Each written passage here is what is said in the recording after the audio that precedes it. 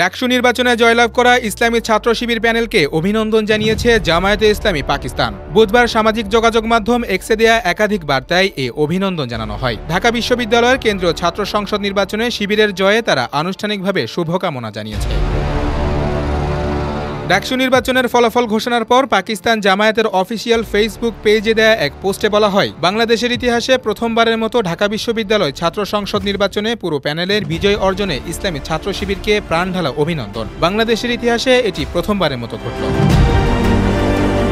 পোস্টে আরও উল্লেখ করা হয়, অন্যান্য প্যানেলগুলো ভারতপন্থী শক্তির ঐক্যবদ্ধ সমর্থন পেয়েছিল, তবুও শিবিরের জয় প্রমাণ করেছে শিক্ষার্থীরা স্বাধীন সিদ্ধান্ত নিয়েছে। ইনশাল্লাহ এই বিজয় তরুণ সমাজের অধিকার আদায়ের সংগ্রামকে বেগবান করবে, পাশাপাশি বাংলাদেশের জনগণকে ভারতের ষড়যন্ত্র থেকে মুক্তি দিয়ে উন্নয়ন অগ্রগতির নতুন দিগন্ত উন্মোচন করবে।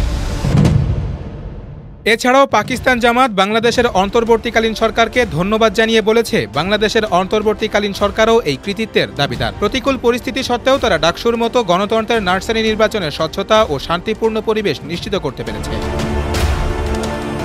এদিকে মঙ্গলবার অনুষ্ঠিত ডাকসু নির্বাচনে শিবির সমর্থিত প্যানেল ঐক্যবদ্ধ শিক্ষার্থী জোট ভূমিধস জয় পায়। ভিপি, জিএস ও এজিএস সহ ডাকসুর 12টি সম্পাদকীয় পদের মধ্যে 9টিতেই জয়ী হন শিবির নেতারা, বাকি 3টিতে জয় পান স্বতন্ত্র প্রার্থীরা। অন্যদিকে ছাত্রদল, বাম সংগঠনগুলোর 2টি প্যানেল এবং বাংলাদেশ গণতান্ত্রিক ছাত্র সংসদের প্যানেল থেকে কেউই জয়ী হতে পারেননি।